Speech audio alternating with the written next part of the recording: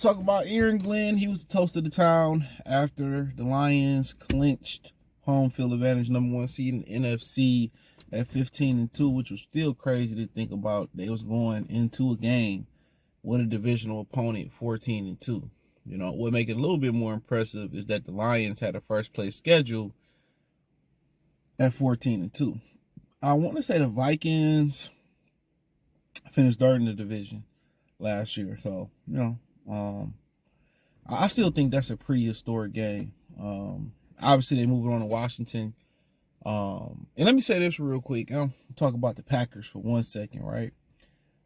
And I might do a video. I think it's time for the Packers to get rid of Matt LaFleur.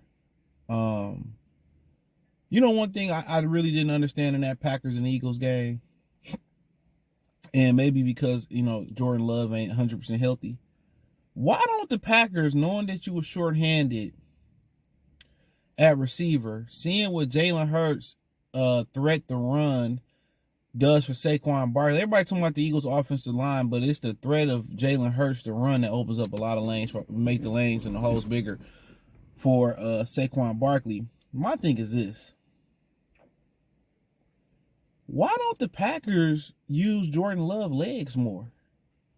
I just never understood that. Why don't they call more design runs for Jordan Love?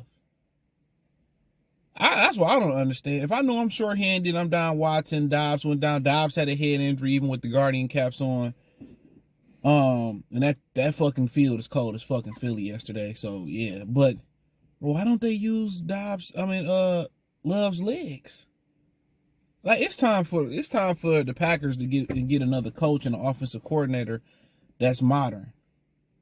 You know what I'm saying? You know how much dangerous the Packers would be and Josh Jacobs would be and the receivers would be if they use Jordan Love legs, and not just as design runs.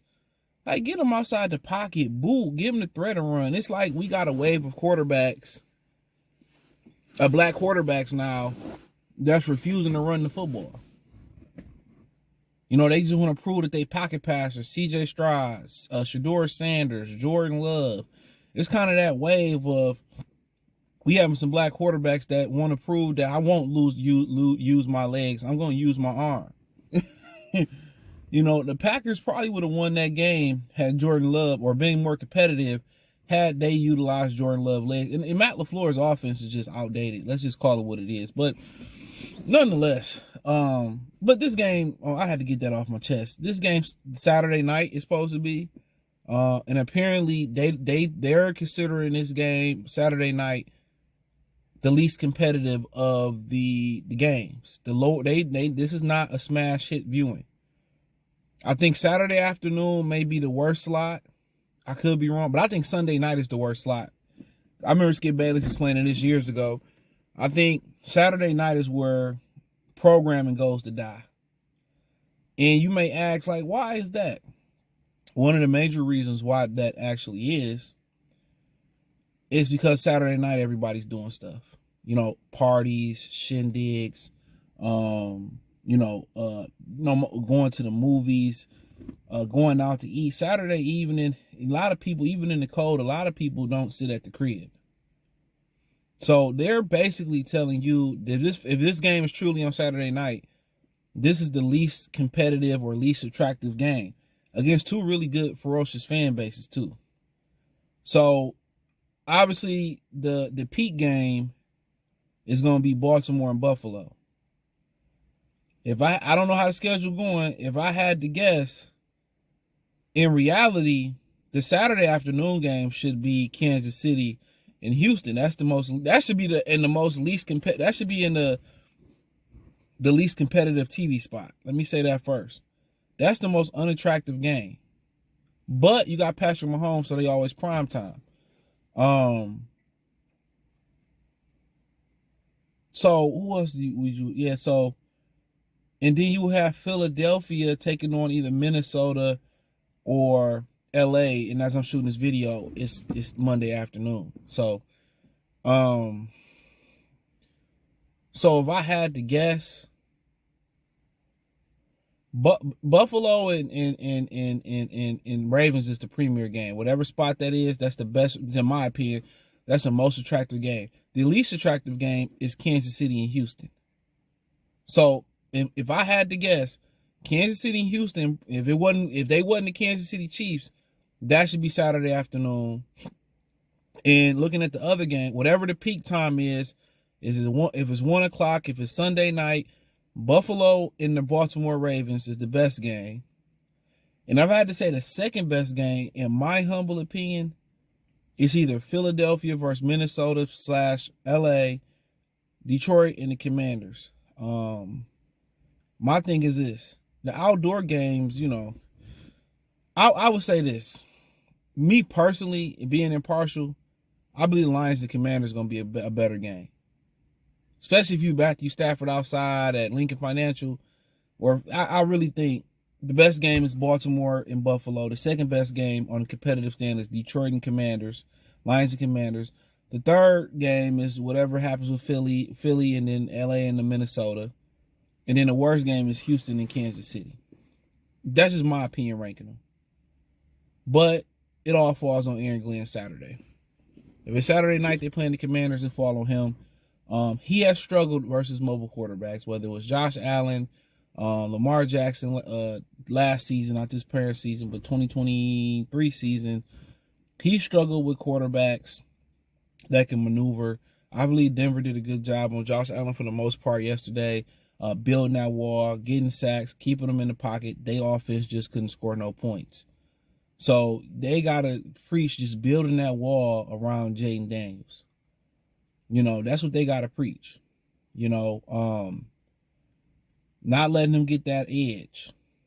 So I don't know what they going to run defensively when you play a guy like that. Do you want to blitz? If you blitz him, he seemed to be pretty good in the blitz. Do you count on your corners and your safeties to make them plays on the ball? Do you say, you know what, we're going to blitz, we're going to take away Terry McLaurin, Ertz, Damani Brown, or the other brother, they going to have to beat us, you know what I'm saying? And I think two things concern me in this from offensive standpoint or defensive standpoint from the Lions. Jane Daniels and Austin Eckler concern me. What Eckler can do in the passing game, they're going to try to mimic what Buffalo did, but a little bit different when you got Anazzoni back, right? So, and also Daniel's ability overall. So, if I'm the Lions, can you treat him like you treat Sam Darnold? No, they're two different quarterbacks. How they beat up Sam Darnold, but you want to hit him. So maybe you pressure him early on. You double Terry McLaurin, and you let somebody else beat you. But I think the next best person that's probably gonna beat you, and they got some capable young receivers. Excuse me. The next guy I'd be scared of is Austin Eckler. What he can do with the ball in his hands, catching the ball. So they got a tough task, and they got to continue to see those type of quarterbacks unless Philly get upset. So you got Jaden Daniels. You got to see Jalen Hurts. Obviously, I think I seen the Commanders do the brotherly shove. Somebody I was watching yesterday do the brotherly shove. They need to be figuring out how to stop the brotherly shove. I think only team I seen stop it was Tampa before. But you start looking, Josh Allen, Lamar Jackson, they still in the playoffs. CJ Stroud and Mahomes don't run as much. Yeah, they don't run as much. So, but they can. So most of the rest of the quarterbacks, for the most part, outside of Darnold, Stafford, and Goff, they don't run as much. They run a lot. So, yeah, Aaron Glenn is going to be very key. And also, Lions offensively is going to be very key. Not turning the football over, especially late or just in general. Running the football, eating up the clock, giving that defense time to rest. But it's going to be interesting to see how they defend Jaden Daniels. On them third down plays, or do you be more aggressive? That's the question. Do you be more aggressive? And if you are aggressive, you have to tell your defensive to hit him. Hit him legally. He get out and run. Don't worry about tackling him up high. Cut him off at the knees. Go low. That's why you ain't got to worry about no stiff arm. So wrap up. So Aaron Glenn is really the highlighted player. How are you going to defend Washington? How are you going to defend Jaden Daniels? And they're going to be a problem. They might end up getting T. Higgins or something like that. and more weapons around him. So he can throw that deep ball. And McLaren is one of the 10 best receivers in the league, and I've been saying it even before he had a quarterback. So, you know, do you take away McLaren, blitz him, and make somebody else beat you? And I think that's another player you got to spotlight is Austin Eckler. So it's gonna be an interesting game. And I understand the line opened up at 8.5, and I think it's gonna be a close game. I think it's gonna be competitive. Washington got momentum. They have no pressure on there, no expectations. They can play loose. But the Lions do have a crowd behind them. Washington is 30 in run defense, you know. So if I'm the Lions, I think I play more of a conservative type of game. I don't want to say conservative. I'm more aggressive in the run game. If I'm the Lions, I'm more aggressive running the ball. I'm planning on running the ball more than I'm throwing it. That's what I'm doing. I'm planning on running the ball more than I'm throwing it. I'm making Washington stack the box. Then I'm getting my one-on-ones to my guys. I would factor in eating up the clock.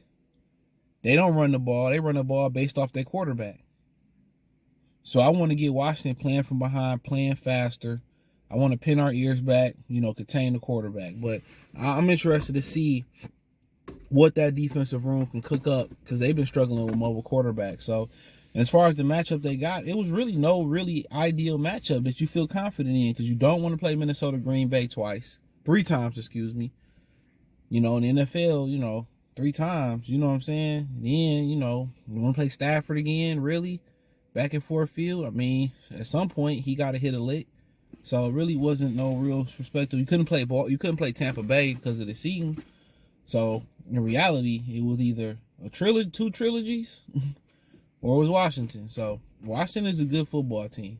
They lost a lot of talent. Montez Sweat, Chase Young, a lot of those guys, you know, they moved on. But Dan Quinn has done a great job. So maybe it's a job that Ben Johnson regret not taking. But hey, thumbs up the video, share the video, subscribe to the channel.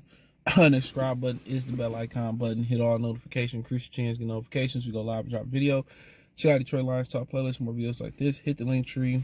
Find me everywhere. Peace.